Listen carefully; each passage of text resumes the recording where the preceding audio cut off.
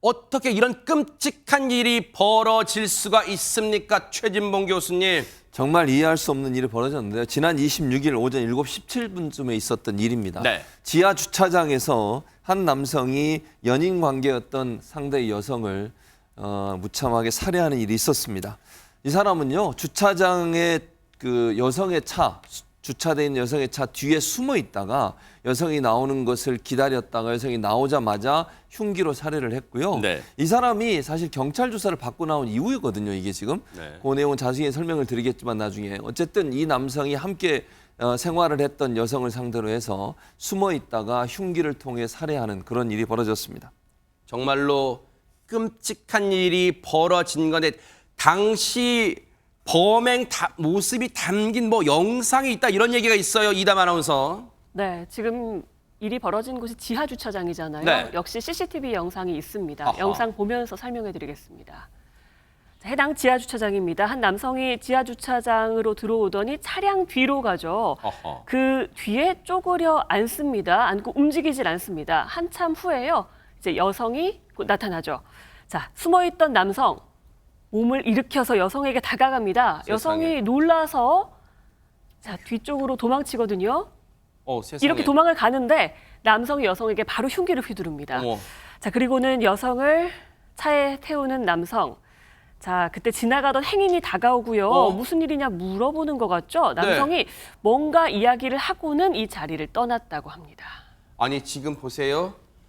순식간에 차량 뒤에 숨어 있다가 무차별 흉기 공격을 벌인 뒤에 그 피해 여성을 차에 태워 어디론가 가는 장면까지 지하 주차장 CCTV에 고스란히 찍혔어요. 일단은 박성배 변호사님, 두 사람 무슨 원한 관계가 있었던가? 안타깝게도 두 사람은 사건 발생 당일 이른 아침에 각각 경찰 조사를 받고 나오는 길이었습니다. 피해 여성이 자신의 연인이었던 가해 남성을 이른바 데이트 폭력으로 신고했기 때문인데 이 사건의 발단은 지난 21일로 거슬러 올라갑니다. 지난 21일 피해 여성은 가해 남성에게 이별을 통보합니다. 그럼에도 가해 남성은 인근 PC방을 전전하면서 생활하다가 지난 25일 피해자가 없는 사이에 피해자의 집을 찾습니다. 그리고는 TV를 부수겠다, 집 비밀번호를 바꾸겠다며 협박하는 문자 메시지를 보내고 실제로 현관 비밀번호를 바꾸기도 합니다. 이후에 범행 당일인 지난 26일 새벽 4시경 인근 PC방에서 두 사람은 만나게 되는데 오전 5시가 넘어서 두 사람 피해자의 집으로 가는 길에 말다툼을 벌입니다. 그리고 오전 5시 37분경 피해 여성이 남자친구가 TV를 부수고 서너 차례 팔을 잡아당겼다며 경찰에 신고하고 이에 따라 경찰이 가해 남성을 임의동행해 오전 6시 11분까지 조사를 하게 된 것입니다. 지금 보는 CCTV 영상은 그래도 그 살해되기 전에 두 사람이 길을 걸으면서 이런저런 저게 이제 다툼의 말이 오고 갔던 것으로 추정돼요. 이렇게 하면서 옥신각신 다투고 이런 모습이 고스란히 찍힌 CCTV 모습입니다. 그런데 결국은 26일 날 그렇게 새벽에 그리고 조사를 받고 이른바 데이트 폭력으로 신고가 된 거에 남성이 조사를 받고 나왔고 경찰에 신고됐었고 조사받고 나온 뒤에 저렇게 끔찍한 범행이 이루어졌어요. 근데 임주혜 변호사님, 저 남성은 자신의 행동에 대해서 뉘우치는커녕 어떻게 이런 짓을 할 수가 있었습니까? 그렇게 말입니다. 정말 너무 안타까운 사건인데요. 좀 명백히 보복살인으로밖에 볼 수 없을 것 같습니다. 이 가해자인 남성이 조사를 받고 나온 시간이 오전 6시 11분경이었습니다. 근데 바로 이 피해자인 여성의 집으로 가서 흉기를 챙겨 나왔습니다. 세상에. 그리고는 이제 원래 자주 가던 PC방, 이 지금 사건의 발단이 된 그 PC방 상가 주차장으로 가서 여성을 기다리고 있었던 거죠. 여성 역시 이 피해자 역시 함께 조사를 받았었는데 이 조사를 이제 7시 10분 정도까지 받았습니다. 이후 주차된 차량으로 온 피해자를 가해자가 잔혹하게 흉기로 찌른 뒤 차에 태워서 도주를 하게 된 것이죠. 정말 더 안타까운 지점은요.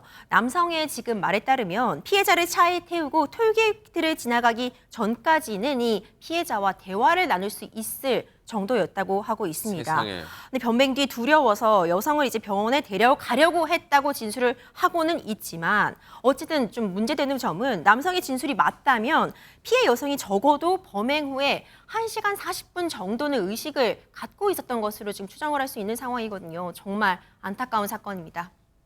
저 악마 같은 남성은 이른바 데이트 폭력으로 자신이 조사를 받고 나온 뒤에 저 여성의 동선을 이미 알고 있어서 자주 가던 PC방에 있을 거라 짐작하고 이 여성의 집에서 흉기를 챙겨 나온 뒤에 그 여성의 차량에서 기다리고 있었습니다. 이렇게 끔찍한 범행을 저질렀어요. 그런데 지금 얘기 들어보면 앞서 지하 주차장 CCTV 영상을 보면 흉기로 무차별 공격을 한 뒤에 피해 여성을 차량에 태웠다. 근데 그 당시에도 1시간 40분 정도 의식이 있었다. 그렇다면 곧장 병원으로 향했다면 될 일 아니었습니까? 그러니까요. 근데 그 시간에 만약 누군가가 신고를 했더라면, 그 상황을 보고 신고를 했더라면은 그 상황을 좀 붙잡을 수 있었을 텐데요. 좀 아쉬운 점이 있습니다. 아까 영상에서 보셨지만 지나가던 행인이 이 남성에게 뭔가를 물어보거든요. 굉장히 소란스러웠기 때문에 무슨 일이냐 물어봤더니 이 남성이 여자친구가 지금 임신 중인데 다쳐서 병원에 가려고 한다라고 거짓말을 한 겁니다. 아, 이 지나가는 행인 두 분한테 그렇게 둘러댄 거예요? 맞습니다. 만약 그렇게 둘러대지 않고 거짓말을 하지 않았더라면 행인분이 아마 신고를 했을 수도 있을 것 같은데요. 아하. 굉장히 안타깝게도 이 남성이 거짓말을 하면서 그런 일은 벌어지지 않았습니다. 그 이후에 순찰을 돌던 이제 경비원이 주차장에서 핏자국을 발견하고 CCTV 영상을 확인합니다. 근데 이 영상에서 이제 폭행 장면을 확인하게 되는 거죠. 그래서 경찰에 신고를 했고 신고를 받은 경찰이 출동해서 CCTV 화면을 이제 확인하고요. 차량을 특정해서 용의자의 행방을 쫓게 됩니다. 이 남성 아까 여성을 태운 채 경기도 파주시로 달아났는데요. 범행 한 8시간 뒤쯤인 오후 3시 25분쯤에 파주시의 한 야산 근처 공터에서 경찰에 긴급 체포가 됩니다. 이 경찰은요, 남성이 타고 있던 차량 뒷좌석에서 시신을 발견했다고 합니다. 관련해서요, 이 악마 같은 남성의 체포된 모습 보시고 이어가 보도록 하겠습니다. 데이트 폭력 신고 때문에 혹시 보복하셨을까요? 네네 맞아요. 범행 왜 저지르셨습니까? 살해 혐의 인정하십니까? 네 인정해요. 흉기 미리 챙겼던데 범행 계획한 겁니까? 그러고 싶진 않습니다. 죄송합니다. 피해자 가족들한테 미안한 마음은 안 드세요? 평생 제 짓고 살겠습니다. 뭐라고 하셨어요? 제 짓고 살겠습니다. PC방에서 피해자 만났을 때 어떤 얘기 나눴나요? 다시 만나자고 한 건가요? 일단 그런 얘기는 안 했고요. 그냥 누가 먼저 잘못했고 그런 얘기를 했습니다. 살아있는 거 확인하셨나요? 차 안에서? 지금요, 시청자 여러분 들으셨어요? 기자가 묻습니다. 미안한 마음은 안 드세요? 피해자와 피해자 가족들한테 미안한 마음은 안 드세요라고 물어보니까 이담 아나운서 평생 죄 짓고 살겠습니다. 이 말을 2번 반복합니다. 제정신입니까? 맞습니다. 구속 전에요. 이제 방금 보신 것처럼 기자가 피해자와 피해자 가족들에게 미안한 마음은 안 드세요라고 물어보니까 평생 죄 짓고 살겠습니다라고 합니다. 네. 그러니까 기자가 뭐라고 하셨어요?라고 하니까 죄 짓고 살겠습니다라고 했는데 아마 말실수를 한 것으로 보입니다. 평생 속죄를 하고 살겠다 뭐 이런 뜻을 잘못 전한 거 아닌가라는 생각이 드는 게요. 네. 구속심사 후에 기자들이 다시 한번 물었습니다. 네. 아까 평생 죄 짓고 살겠다고 하셨는데 속죄하겠다는 건가요? 라고 묻자 속죄해야죠 라고 대답했다고 합니다.